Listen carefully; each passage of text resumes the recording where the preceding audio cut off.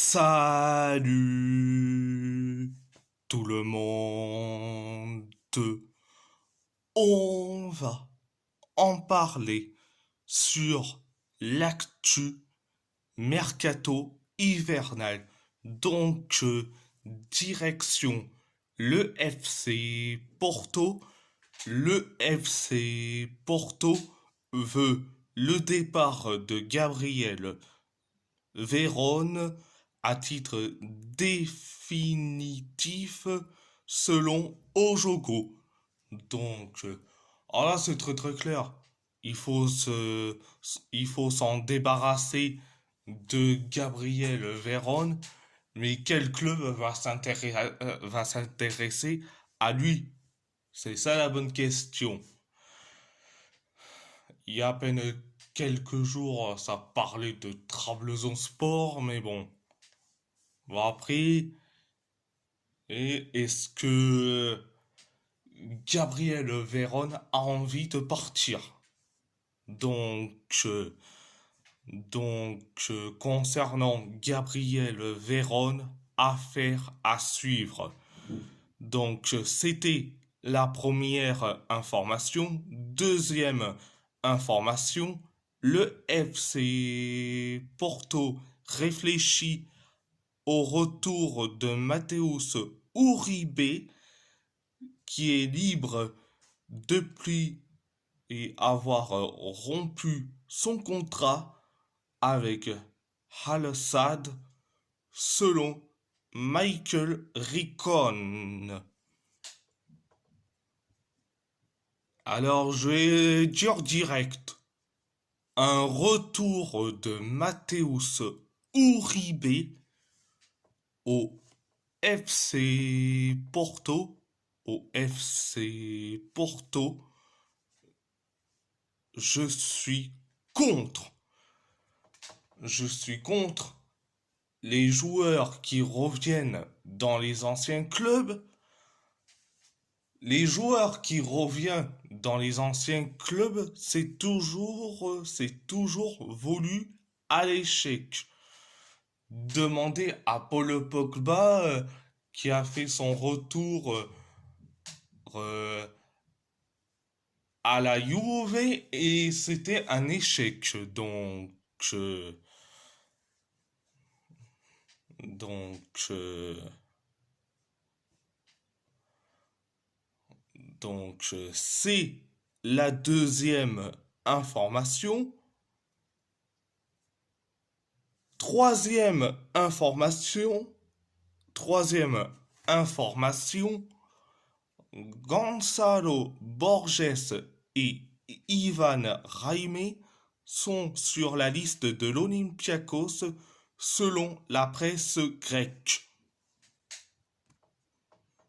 Je dis franchement, si les deux partent vers l'Olympiakos, alors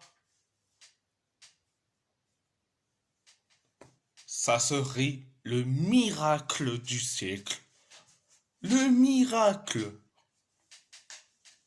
Ces deux-là m'ont déçu. Ils m'ont déçu. Ah, chaque fois qu'on y joue, Gonzalo Borges me déçoit. Pareil pour Ivan Raime. Donc, qui partent du côté de l'Olympiakos, ça leur fera du plus grand bien. Donc, c'est la troisième information. Quatrième information, les négociations entre Sao Paulo et le FC Porto pour Wendell continuent avec l'illusion de Joao Moreira, toujours en discussion selon Abola. Donc, si on arrive à récupérer Joao Moreira tout en vendant Wendell, Wendell, ah là, ça serait le braquage du siècle. Vu que Wendell, à chaque fois quand il joue, il est catastrophique. Il est catastrophique.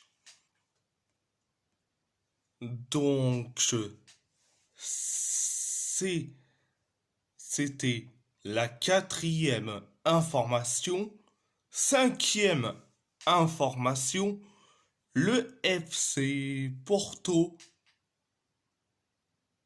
s'intéresse à Yaimar Medina, latéral gauche de l'Independiente del Valle, selon Het Newsbad. Je dis franchement, oh, c'est parfait. Et, et si tu prends Yeimar Medina, le latéral gauche de l'Independiente del Valle, et tu le recrutes pour vendre Wendell après, ah là, ça. Ah là.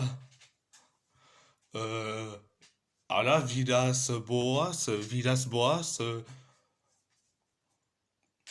au tout début de son mandat, je l'ai critiqué, mais s'il arrive à recruter v'là le monde, eh bien là, ça serait parfait.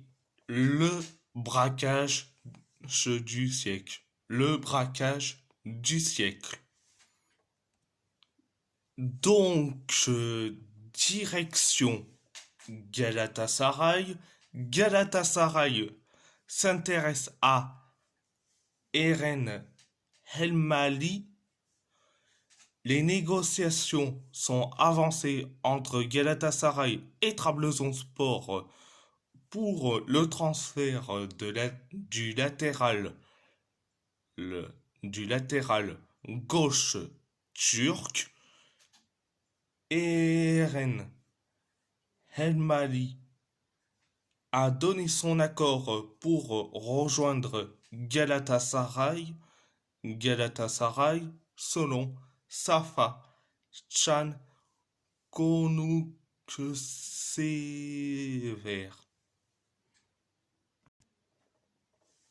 Ah là, je dis franchement, oh, ça serait la recrue idéale pour concurrencer Ismail Jacobs.